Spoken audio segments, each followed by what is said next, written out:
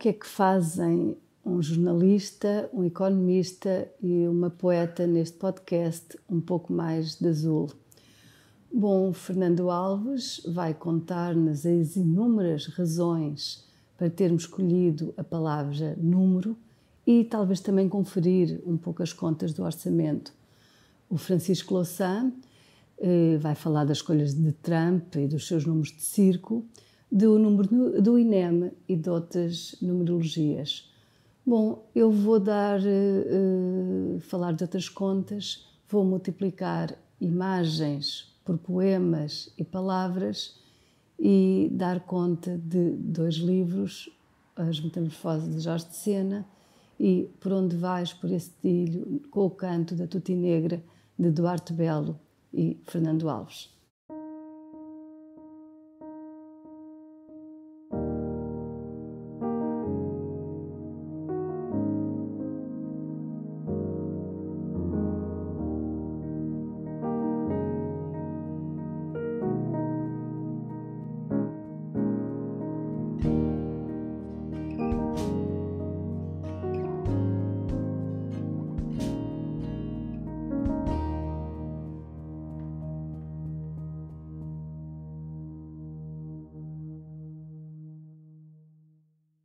Nesta edição de Um Pouco Mais de Azul, eu vou-me dedicar a 2 temas, aliás, na continuidade de alguns outros dos nossos episódios. O tema geral, apesar de tudo, é números. E, portanto, falarei de números da sociedade portuguesa, em particular do escândalo do INEM, mas também de alguns outros números, já vai ver. E depois falarei sobre os números, ou o número que Donald Trump está a organizar e como o seu número muda os números e a realidade do mundo na composição da nova equipe executiva da Casa Branca. Mas começo pelos números em Portugal. Foi muito comentado, e não é razão para menos, o facto de ter havido 11 mortes que estão a ser investigadas na relação com as deficiências do INEM. Não sabemos ainda bem exatamente todas as circunstâncias e, tratando-se de um caso tão dramático e tão grave, convém ter a maior das prudências. Mas o número são 11.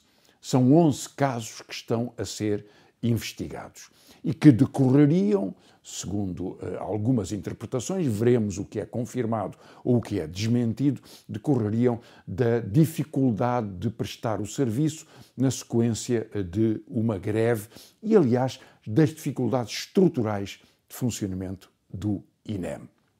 A greve foi anunciada 20 dias antes de ocorrer, o Ministério sabia, a Secretaria de Estado sabia, não houve nenhuma diligência, o próprio diretor do INEM terá feito alguma iniciativa horas antes ou em cima do acontecimento da própria greve e, em função disso, os serviços ficaram numa situação mais limitada. Para quem há pouco mais de um ano exigia a demissão de Marta Temido por ter ocorrido uma morte na sequência de um atraso dos serviços de emergência médica, que foi o caso do PSD ou do CDS ou de partidos da direita naquele contexto, não deixa de ser curiosa a forma como, perante o número esmagador destas 11 mortes, estas autoridades, agora que são governo, se tenham tratado com tantas pinças e com tanto desleixo, na verdade.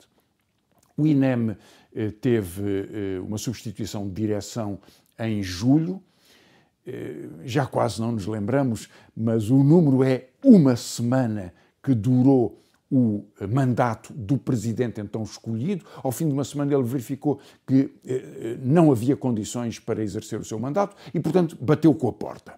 E então foi nomeado, em regime de substituição, um novo diretor, Sérgio Janeiro. Estamos a falar de julho. Em novembro foi aberto o concurso, só em novembro, aberto o concurso para prover este cargo, para o qual o próprio diretor interino se vem a candidatar, mesmo depois do caso das 11 mortes. Veio então a ministra apresentar um outro número. Ela está disponível para dedicar 70% do seu tempo ao INEM. Por que 70%? Bom, é um mistério numerológico. O que é que quer? Convinha dizer na altura, o número em si mesmo é absurdo. Importante que seja o INEM, há um ministério para gerir. E não retirando a obrigação de resolver imediatamente as dificuldades do serviço de emergência médica, há outras urgências também. É duvidoso, com franqueza, que este número da ministra não seja mais do que um número político para efeitos de número comunicacional. O que é facto é que a ministra manteve o diretor do INEM, manteve a estrutura e o funcionamento do INEM, porque não se conhece nenhuma medida tomada para já para resolver esta dificuldade e, além disso, desclassificou a secretária de Estado, a quem retirou a tutela deste serviço, mas manteve, no entanto, no seu cargo. Talvez o aspecto mais importante desta crise, separando-a da obrigação de saber, da responsabilidade concreta de incúrias, desleixo, desorganização ou outras responsabilidades que pudessem ser imputáveis à morte destas 11 pessoas, à parte disso, que não é menos, aliás, há uma evidência neste processo que é o efeito profundo da redução do Estado, da redução da sua capacidade, da redução da sua obrigação. O INEM é talvez um protótipo, talvez seja uma metáfora geral da política liberal de destruição do Estado e da redução das suas competências e obrigações. Quero ainda acrescentar 2 outros números. E um é sobre a saúde. A OCDE publicou há 2 dias um relatório que trata de vários assuntos sobre a comparação dos serviços públicos de saúde, públicos e privados de saúde nos vários países, e para Portugal nos aponta as 2 seguintes deficiências. Temos uma percentagem de enfermeiros e enfermeiras no conjunto da população que se reduziu, o número baixou na proporção da população entre 2022, o último ano para o qual o estudo se refere, e 2012, em 10 anos, perdemos a densidade dos serviços de enfermagem no conjunto da população, mau sinal, mau número, e ao mesmo tempo os salários destes profissionais alinham com a média do país, ao passo que noutros países que foram estudados estão em média em 30% acima do salário de referência no conjunto da população. Ou seja, há um prémio pela qualificação, há um prémio pela intensidade do trabalho, pela dificuldade e já agora pela responsabilidade do trabalho. Esse prémio não é pago em Portugal, o que aliás confirma que os especialistas em enfermagem são mal pagos e são menos. Portanto, números muito impressionantes do ponto de vista da estrutura da saúde. E num número diferente, o Banco de Portugal publicou, na véspera da edição deste podcast Um Pouco Mais de Azul, os números sobre os custos da habitação. Estudando 10 anos, os últimos 10 anos, verificou que em Portugal os custos de habitação subiram 80%, 3 vezes mais do que em Espanha. E Espanha tem uma economia que é muito propensa a booms imobiliários, pois Portugal foi 3 vezes mais e o total da subida dos custos é de 80%. Compare com os custos das pensões ou com os custos dos salários e encontre-me algum em que os salários, em média, de uma profissão ou de uma região tenham subido 80%. Isso não existe. Portanto, o custo da habitação tornou-se um número com muito maior peso na vida das famílias. E, em particular, nos últimos 7 anos, os custos são excessivos, ou seja, dito de uma forma mais simples, são números especulativos. E esta realidade sobre o custo da saúde, os riscos com a desagregação da saúde pública e os custos da habitação, talvez traduzam de uma forma muito evidente a dificuldade das famílias em Portugal e, em particular, das famílias com menos recursos. A pobreza é agravada pelo custo da saúde, é agravada pelo custo da habitação e a desigualdade é promovida pela especulação na saúde ou no imobiliário. O segundo tema que quero tratar, também a propósito de números, mas verá que um pouco mais do que os números, é a conformação da Trumplândia.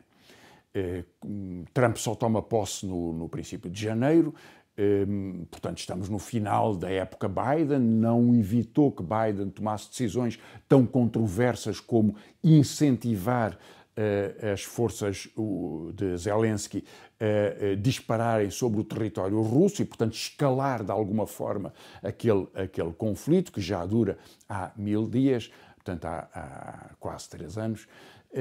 Mas o que eu quero chamar a atenção é para o que Trump tem vindo a anunciar ou pronunciar sobre o que pode ser o seu governo. E o melhor que sabemos sobre isso é a escolha dos seus nomeados e das suas nomeadas. Essas escolhas revelam que a Trumplândia é um mundo diferente. É um mundo diferente do que conhecíamos. É certo que já houve eleitos presidentes norte-americanos que foram tão longe, e a memória pode não nos ajudar desse ponto de vista, em declarações espantosas. Trump tem tido esta sua forma de intervenção sobre os migrantes, sobre as mulheres, sobre os pobres, sobre o isolamento dos Estados Unidos, sobre a política internacional, sobre a forma como pode resolver conflitos ou agravar conflitos. Tudo isso é muito evidente ao longo das últimas semanas ou dos últimos meses e, em particular, no final da campanha. Mas já agora, para quem entende que é um facto absolutamente inédito, eu queria lembrar que Ronald Reagan, em algum momento, declarou, por exemplo, que os oficiais e soldados das SS, das forças nazis de elite, nos campos de concentração nazis de extermínio que foi, em particular, com o Holocausto e com a morte de algumas outras comunidades, dizia ele que estes soldados e oficiais eram tão vítimas como os próprios presos nos campos de concentração que os soldados nazis estavam a dizimar. Declarações espantosas há, portanto, ao longo do tempo. Agora, o que Trump representa, de alguma forma, é uma configuração essa única. Trump é ele próprio um fascista, alguém que quer afirmar um poder por cima de todas as intermediações democráticas e por cima de todos os controles democráticos e, portanto, alterar a ordem constitucional para ele é um projeto político sustentado. E falo neste contexto nomeando representantes que exprimem a sua lealdade pessoal a esta causa de poder concentrado. Mobiliza para isso alguns interesses económicos. O secretário de Estado do Ambiente, o ministro do Ambiente, para a terminologia norte-americana, é um executivo de uma empresa da exploração fóssil. O ministro da Defesa, secretário de Estado da Defesa, é um ex-pivô da televisão que é controverso por vários factos. Talvez o mais importante de todos seja o seu anúncio há 4 anos atrás, num livro que publicou que se chamava O Cruzado Americano, de um projeto que é o da supremacia religiosa cristã, da supremacia do homem em relação à mulher e da supremacia da América em relação a todos os outros países. Portanto, uma nova versão de um imperialismo agressivo que este homem tutela e que naturalmente tutelará ao conduzir as Forças Armadas norte-americanas. Mais controverso ainda foi a escolha do Procurador-Geral, que nos Estados Unidos é uma combinação entre a nossa Procuradoria-Geral da República e o Ministério da Justiça, para o qual ele foi escolher um polémico ex-deputado que está envolvido num caso que é investigado a propósito de um caso de sexo com uma menor e que particularmente se destacou por uma fidelidade a Donald Trump que passou pela defesa do ataque ao Capitólio quando Trump perdeu as eleições anteriores em 2020.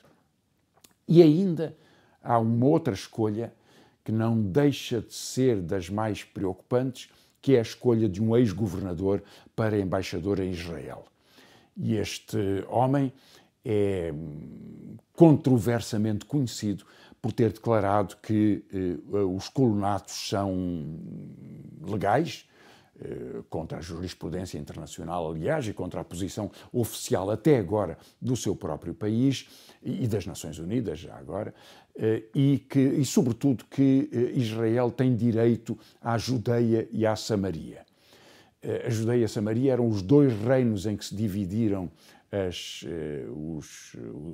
tribos hebraicas na Antiguidade Clássica, portanto há 3.000 anos, há um pouco mais de 3.000 anos, o Reino do Norte e o Reino do Sul, que representavam duas realidades estatais, aliás, em grande guerra entre si.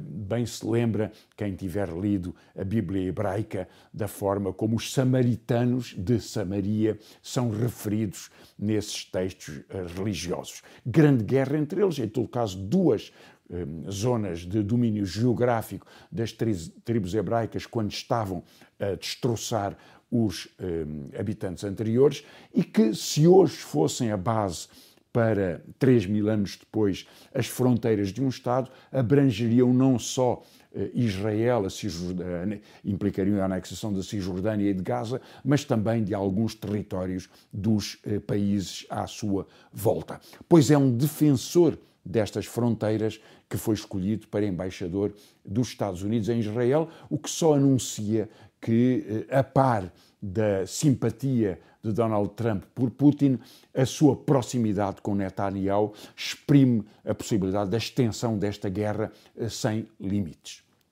E há finalmente a última das grandes contratações de Donald Trump, que é Musk.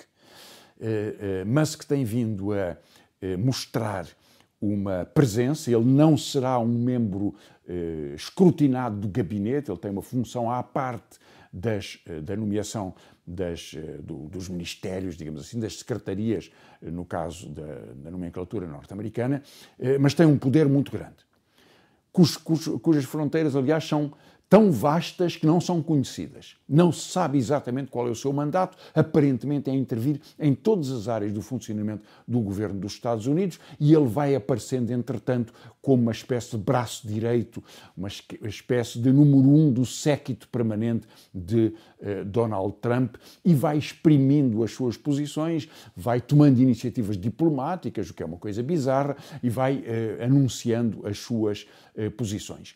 Esta sobreposição entre a casta dos ultrabilionários, Musk é o homem mais rico do mundo e um dos mais poderosos do ponto de vista económico do mundo, com o poder político, aliás, com algumas veias teocráticas.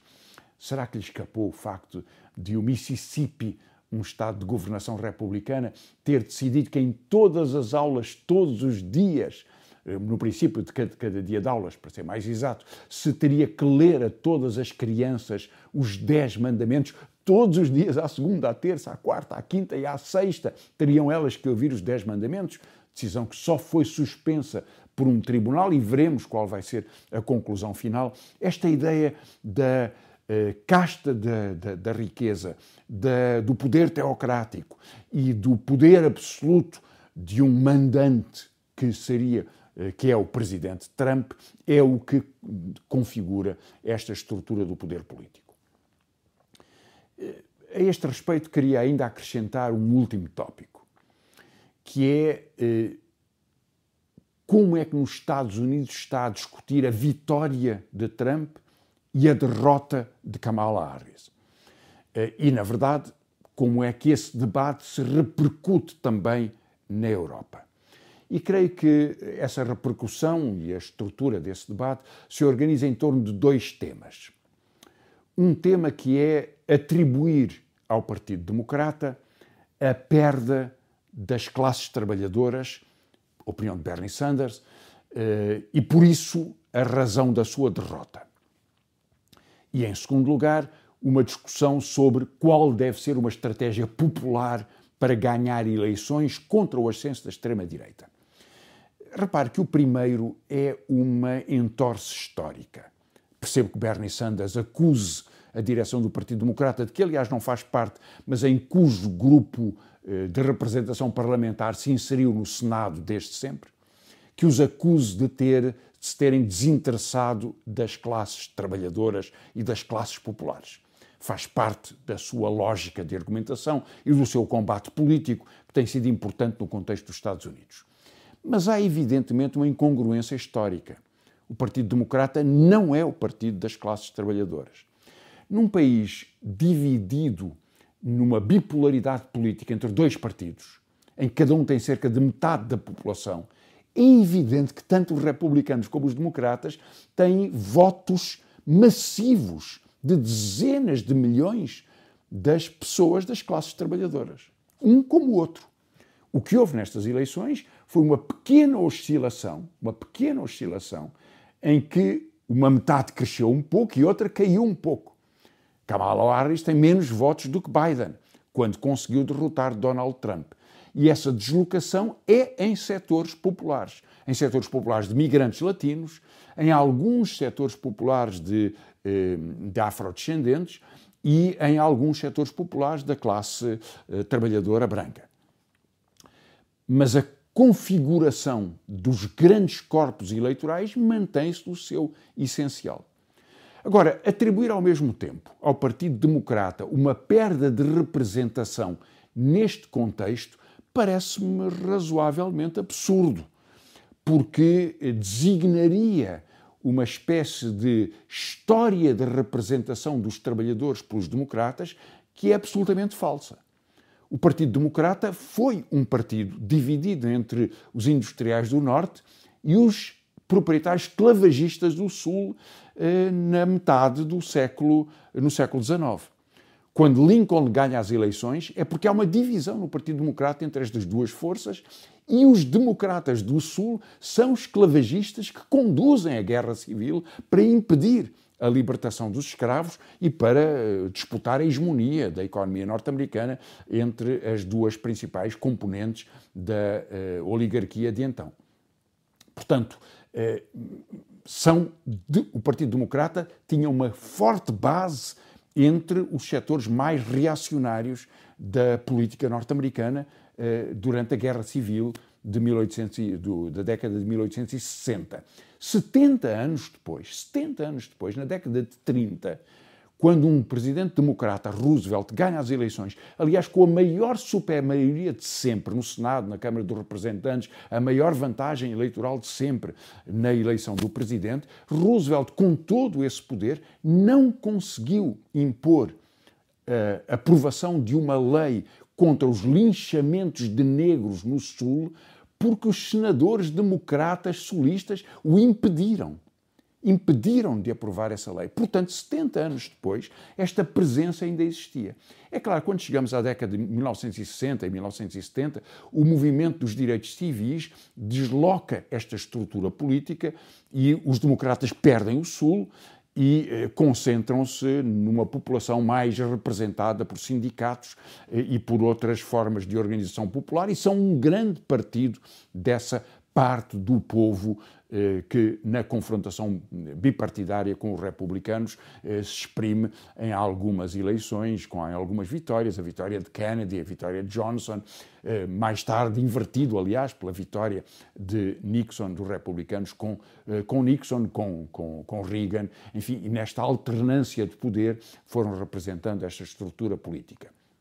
Em resumo, dizer que o Partido Democrata era o partido das classes trabalhadoras é desprezar e ignorar absolutamente esta história complexa e perceber e atribuir à liderança democrata, que foi desde sempre uma liderança das elites económicas e da casta económica, um poder de simbologia histórica em relação aos trabalhadores que não existe. O segundo ponto deste debate, e não menos interessante, aliás, é que da parte da direita, sobretudo da parte da direita, houve logo uma ofensiva dizendo, em nome deste argumento da perda de representação dos trabalhadores, que hoje a luta de classes somos nós a direita. E este argumento é curioso, porque a luta de classes que a direita representa, como se vê muito evidentemente em Portugal, é baixar o IRC das empresas, ou seja, aumentar a taxa de lucro. Nunca é aumentar o salário, que já agora, segredo que posso partilhar convosco, reduz a taxa de lucro. E, portanto, a luta de classes que é reivindicada com orgulho por alguns dos escritores da direita, alguns dos comentaristas da direita, é simplesmente uma farsa, porque se trata de enriquecer e concentrar riqueza e não de reduzir a desigualdade, muito menos de reduzir a exploração ou de alterar as condições de vida dos trabalhadores. Não é dessa luta de classes que nos estão a falar.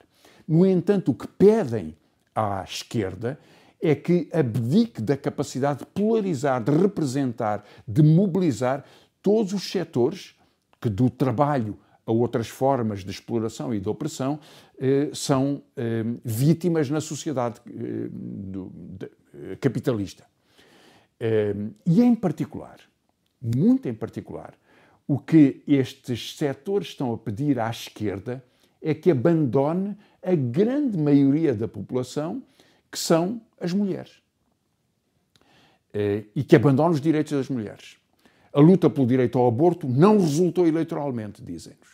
A defesa da igualdade entre homens e mulheres criou um contramovimento de indignação de homens que foram votar na extrema-direita, em Donald Trump. E, portanto, a forma de os voltar a conquistar é reduzir a reivindicação das mulheres e aceitar este poder patriarcal que foi ofendido pelo facto das mulheres reclamarem a sua igualdade. Ora, esta forma estratégica de propor à esquerda que recupere o seu papel, deixando de ser esquerda, ou deixando de combater pelo salário, combater contra a precariedade, ou de defender os direitos dos imigrantes, ou sobretudo de defender os direitos de homens e mulheres em igualdade numa sociedade democrática que os represente da mesma forma e com o mesmo respeito, é simplesmente uma tentativa de desarticular o sentido construtivo e mobilizador que a esquerda tem que representar para poder disputar a maioria do povo e para poder disputar a política nos seus países e nos seus contextos. Creio, por isso, que este debate é talvez dos mais importantes para reconfigurar a capacidade, o arsenal político, a capacidade argumentativa, a capacidade de mobilização popular que a esquerda deve ser portadora para poder reagir ao ascenso da extrema-direita, que hoje, entendamos, é o que polariza a direita no seu todo.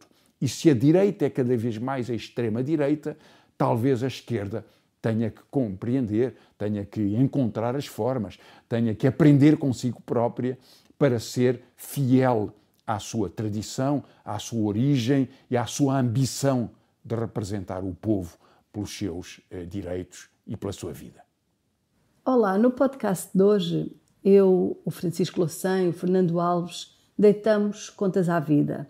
Número é a palavra rastilho. Faço cálculos por alto e de cabeça e encolho então os ombros às matemáticas. É que a palavra número não deixa de ser uma palavra. E como a rosa de Gertrude Stein, uma palavra é uma palavra, é uma palavra, sempre palavra. Somo a este podcast 2 livros para daí subtrair umas quantas conclusões acerca da gravidade das palavras face ao peso pesado dos números. O primeiro livro é Metamorfoses, de Jorge de Sena, cuja reedição, que aliás já era urgente, mas cuja reedição saiu por estes dias na editora Assíria Alvim, com prefácio do Ricardo Marques. Ali se multiplicam palavras por obras de arte. O produto são estes poemas que devolvem a largueza da humanidade a um mundo acanhado que dela se tem visto muitas vezes tão subtraído. Neste livro de Sena, e talvez seja um dos seus mais importantes, neste livro de Sena também se contam, e para isso nos bastam os dedos de uma mão, também se contam os 4 sonetos a Afrodite, escritos com palavras inventadas ou palavras raras, não dicionarizadas, mas que seguem com precisão aritmética a estrutura do soneto, portanto 14 versos, cada qual dividido em decassílabo. O rigor matemático dos números exatos, exibindo a mais metafísica liberdade dos sentidos. Leia o primeiro verso da primeira quadra do primeiro poema, que se chama Pandemos. Dentífona, a priuna, a veste iguana. É uma verdade científica, mas foi Pessoa, um poeta multiplicado em vários, que o descobriu. A Vênus de Milo é de facto tão bela como o binómio de Newton. Também de um outro livro gostava de falar, assim de passagem, porque de algum modo este será primo daquele e será primo deste por um diálogo entre imagens e palavras que também lhe está implícito. Por comodidade chamo livro, afinal tem para lá de 300 páginas, mas por comodidade chamo livro a este passeio demorado que é onde vais por esse trilho com o canto da Totinegra, em que as palavras de Fernando Alves, companheiro de Um Pouco Mais de Azul, as palavras de Fernando Alves passeiam tropeçando por entre as fotografias de Duarte Belo, que de máquina fotográfica em riste tem palmilhado passo a passo o nosso país de chão e pedra. São 2 milhões de fotografias em números redondos em que o tempo e o espaço têm sido recortados pela sua câmara. Todo um país num mosaico de olhares. Um olho pestanejando e um pé pisando, e assim se faz um trilho, se traça um caminho. A estas fotografias, aliás 159 delas, para sermos rigorosos nos números, estas fotografias que traziam as raízes agarradas ao chão da terra, Fernando Alves emprestou um movimento de asas e concedeu-lhes a música das palavras. Concedeu-lhes a leveza do voo e o canto dos pássaros, da Totinegra, por exemplo, e povoou-as com a sua voz, com a sua escrita, habitou-as no fundo. É destas matemáticas, não de outras, que se faz, afinal, a arte, e são estes, na verdade, os números que importa contar. Duarte Belo diz que só fotografa o que não mexe. Nesta mais de centenas de fotografias, aliás, só uma figura humana aparece, e aparece assim de raspão, e algumas, 3, penso, vacas barrosãs. Mas o tempo que aqui se fotografa está em movimento e prossegue, tornado cada vez mais humano, em metamorfose, em remoinho, nos textos de Fernando Alves. Entre o número e a palavra, pensamos muitas vezes que há um discêndio contraditório, um passo de gigante entre ambas.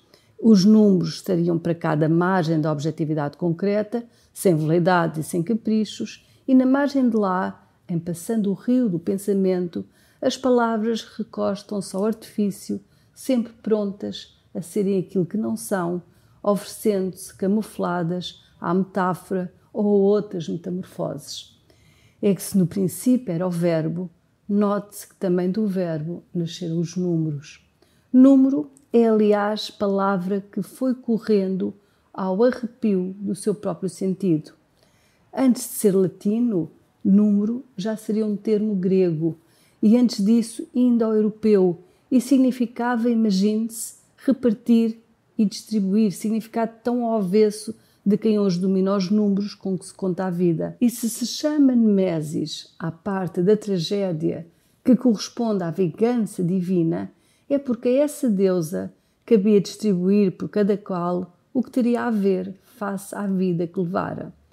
Paulo Gerdes, um matemático holandês naturalizado moçambicano e que escreveu um livro de etnomatemática, explica como é excêntrica e pouco natural até, mas afinal no humano o que é natural, explica-nos como é excêntrica e pouco natural esta ânsia de precisão que nos faz querer nomear todos os números. Explica-nos ele que para várias línguas de diferentes etnias, aliás, existia uma palavra sim para o número 1, existia uma palavra também para o número 2, mas não se especificava sequer o numeral para o que se quisesse contar por aí adiante. E dá conta de outras particularidades, por exemplo, os números 1 e 2 admitirem a adjetivação como uma ou duas, enquanto tal não acontece para outros números. E chama a atenção para a possível relação entre 3 e a palavra latina trama, que significa para além. O que parece sugerir que os nossos antepassados pouco soubessem contar, ou melhor, que pouco lhes interessasse contar. Hoje, parece que as palavras não nos chegam para dizer todos os números que quereríamos assambarcar. Os 314 bilhões de Elon Musk a aumentarem desde a eleição de Trump têm de facto a exatidão do número ou serão só metáfora de um assombro sórdido e de mau gosto? E, na verdade, quantos são exatamente os 43.846 mortos em Gaza num só ano? Esses números tão precisos, higienicamente concretos, ocultam o nome de cada pessoa assassinada e escondem a exata palavra da vergonha, da impotência, da ferocidade selvagem e os milhares de mortes em 1000 dias da guerra da Ucrânia. Há palavras, sim, mais concretas e rigorosas do que os números inteiros. São as palavras que se vergam, atropelando-se para nomear com precisão e justiça contra o automatismo indiferente dos números. Manuel António Pina, num poema infantil, conta que numa certa conta havia um zero dado à poesia que tinha um sonho secreto, fugir para o alfabeto. Um zero, no fundo, que queria ser a exclamação de um O. Resumindo, os números poucos nos dizem, se não souberem gritar. Vamos então a outras contas, porque na verdade já me denunciei. Eu acredito que são as palavras quem melhor sabe contar. Metamorfoses, de Jorge de Sena, será por muitas razões, já o disse, um dos livros mais importantes de Jorge de Sena. É o seu primeiro livro editado em situação de exílio no Brasil, consequência, aliás, do seu envolvimento no falhado golpe da Sé, estrangulado pela PIDE. O volume é lançado em 1963, mas em 64 dá-se o golpe militar no Brasil e vê-se o poeta novamente obrigado a fugir, desta vez para os Estados Unidos. Duplamente exilado, Sena diria: eu sou um homem visceralmente do exílio. E sou um homem do exílio que chegou à conclusão que se sente mal no mundo, embora ache que não há outro. É esta amargura, aliás, que aparece depois no tremendo poema Em Creta com o Minotauro. Eu sou eu mesmo, a minha pátria. A pátria de que escrevo é a língua em que, por acaso de gerações, nasci. E a do que faço e de que vivo é esta raiva que tenho de pouca humanidade neste mundo quando não acredito em outro e só outro quereria que este mesmo fosse. Metamorfoses é um livro que não fala de liberdade, mas mostra, exibe-a, exerce-a. A arte metamorfoseando-se em sentido, revolucionando-se livre para lá das suas matérias, arrastando consigo a língua em mudança e nela a humanidade. Este é um dos primeiros livros portugueses de experimentação ecfrástica, ou seja, aqueles em que os poemas assumem objetos ou artefactos artísticos como o seu referente concreto e explícito. Numa página, a fotografia, o objeto artístico, o artefacto, e de outro, o poema. Os sentidos encontram-se então neste lugar de passagem entre um e outro. O título do livro, que é Furtado às Metamorfoses de Ovídio, evoca a capacidade de transmutação dos corpos, dos objetos, dos factos. No fundo, o verdadeiro poder transformador da língua. Aqui os poemas, em diálogo ou confronto com as imagens, e falamos de pinturas, de esculturas, fotografias, arquitetura e objetos concretos, aliás, uma cadeira e o satélite Sputnik também, mas mostram bem como o verdadeiro poder da palavra não está em nomear, dizer ou repetir, mas em criar, modelar e transformar. Toda uma narrativa histórica, sequencial, está presente na sucessão de imagens reproduzidas no livro, que são refeitas, interpretadas poeticamente, refazendo a história, modificando-a um pouco nas suas versões, e isto ainda quando os números se recusam a contar a nosso favor. Estes poemas, explica Sena no prefácio à primeira edição, são consequência de deambulações livres nos museus e galerias britânicas que lhe mostraram, e cito, a comovente historicidade da natureza humana. Continua Jorge de Sena e diz-nos ele: eu sei que os povos só valem como humanidade, nunca valeram como outra coisa. E a alegria que sinto no Museu Britânico, no Louvre, ante as coleções onde palpita uma vida milenária, não provém desta ser milenária, estranha, distante, bárbara ou requintada, mas de eu sentir em tudo, desde as estátuas aos pequeninos objetos domésticos, uma humanidade viva, gente viva, pessoas, sobretudo pessoas.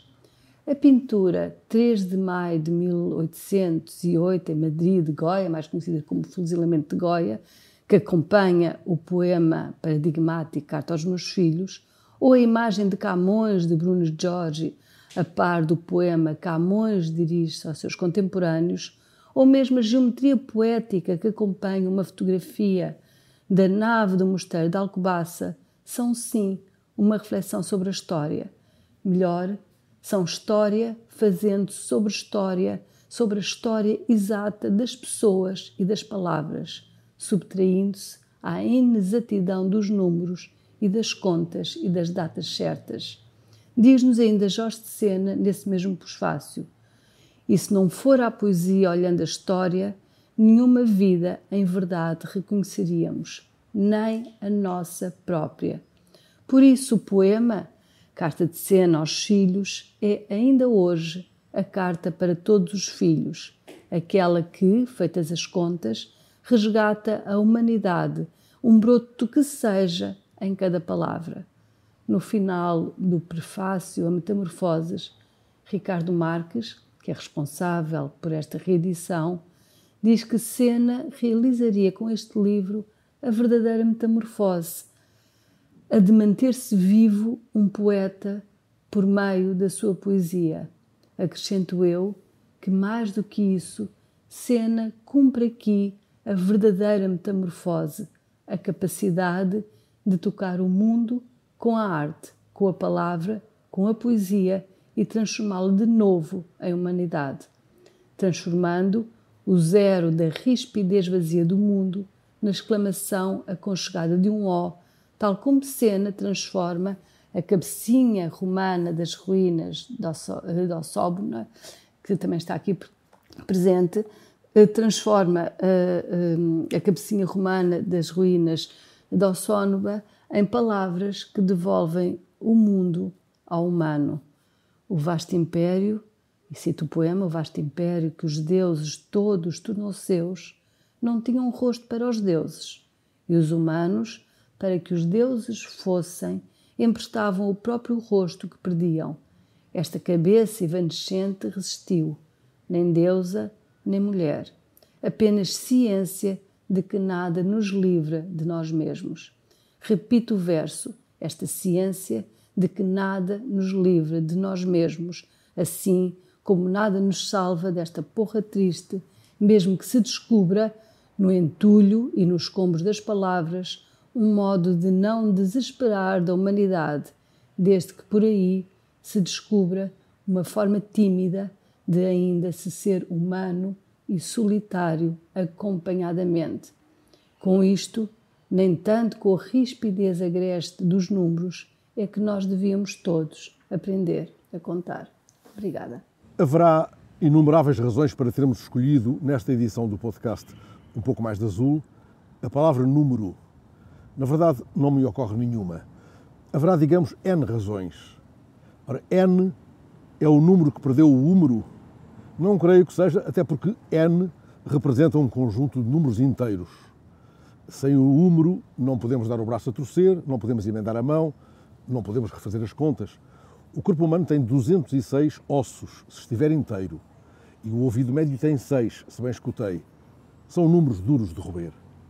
Os números com que lidamos, lançados das tantas fundas do debate político, são também, pelos vistos, enganadores. Foi esta a palavra, clara como o algodão das estatísticas, usada pelo governador do Banco de Portugal, contrariando as contas avulsas feitas por muitos, a respeito da alegada fuga de profissionais qualificados para outros países. A fuga é real, na mira de salários mais apetecíveis. A todo o tempo disso temos testemunho, mas tal não invalida que as contas do combate partidário estejam gatadas. Mário Centeno garante que a percentagem de jovens portugueses que emigram é, afinal, inferior àquela que se registra em países como a Alemanha, a Dinamarca ou os Países Baixos. Pelas contas de Centeno, ela representa menos de metade do que aquela verificada nesses países. Daí que o governador do Banco de Portugal faça força numa tecla insuficientemente acionada em tempos de desinformação e de contas complexas. Nos últimos 8 anos, são números de Centeno, a população ativa com formação superior aumentou, em média, 70 mil indivíduos por ano em Portugal. Ora, se os diplomados saídos anualmente das universidades portuguesas andam pelos 50 mil, Portugal é, afinal, um receptor líquido de diplomados. São os novos fora de Centeno respondendo aos novos fora de sucessivas oposições. Eis, afinal, em números redondos, o rol de licenciados do qual valeria a pena extrair os licenciosos. São talvez esses que gatam os números e forjam as fórmulas que permitem viciar o debate avulso. Algum paleio corrente será alimentado nessa precisa circunstância de que cada qual faz o seu número. Chegará o dia em que, confrontado com números irrefutáveis, um interveniente do debate político, licenciado ou não, terá a elegância e a fineza democrática de fazer vénia aos números exibidos pelo adversário da ocasião. Peço desculpa, estava equivocado. Entretanto, se ouvires na rádio ou num qualquer outro meio, portugueses acertam em 4 números e 2 estrelas, não é matemática, nem astronomia, será o Euromilhões. Assim ou assado, vai já, a calculadora de Miguel Albuquerque garante que André Ventura quer números de circo. Montenegro manteve Moedas como número 1 do Conselho Nacional. A Feira da Castanha de Carrazedo de Montenegro teve o maior número de expositores de sempre. O número de pessoas em situação de sem-abrigo aumentou 23% em 2023. Palavra de ministra. E o Ministro das Finanças fez saber que, caso o orçamento seja aprovado, a economia vai crescer muito acima daquilo que são os números que ele próprio apresentou. Por que raio não apresentou ele, nesse caso, números mais ousados, mais arrebatadores? Faço uma pergunta na minha qualidade de zero à esquerda, entrando em terrenos de Francisco. Na verdade, Sarmento talvez não tenha aquilo a que Drummond chamou num poema Coração Numeroso. É esse um belo poema que nos leva ao Rio e durante o qual o mineiro Drummond se espanta sob um céu de estrelas inumeráveis. Pudesse um orçamento ser um céu estrelado? Isso me leva a um número maior que os do orçamento, todos juntos. Aquele que, procurando números extravagantes, encontrei numa notícia de há 10 anos. Contava a notícia que o vertebrado mais numeroso do mundo é um peixe que brilha no escuro, o boca de cerdas. Trata-se de um peixe do tamanho de um dedo. Há 10 anos, o jornal brasileiro, onde li a notícia, contava 24 bilhões de bocas de cerdas nas profundezas do oceano. Quantos serão hoje perdidos no mar de plástico? Qual peixe escapando à rede? Também nos acontece dizer a amigos reencontrados, perdi o teu número. Os números são dados a desencontros, embora se escute a miúdo a expressão encontro de contas. Num certo poema da Zimborska, intitulado Engano, soa o telefone à meia-noite na galeria onde apenas obras de arte velam. Mas o poema caminha para um desfecho ímpar. Detém-se na criatura que, algures na cidade, continua a segurar ingenuamente o telefone depois de ter discado um número errado. Ele vive, logo se engana, remata o poema.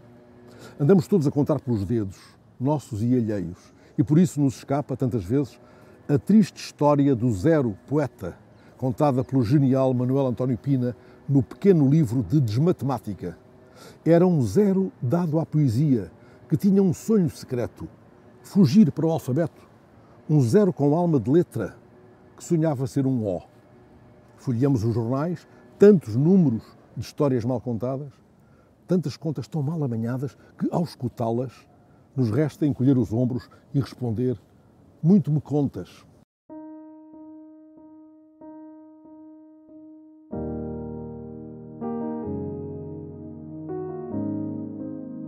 E foi mais um episódio de Um Pouco Mais de Azul, desta feita dedicada à palavra número, que podem ouvir nas diferentes plataformas e também agora alojado no público. A realização foi de Miguel Bordalo, a produção da Joana Louçã, música de Filipe Melo e o arranjo gráfico de Tiago Tavares.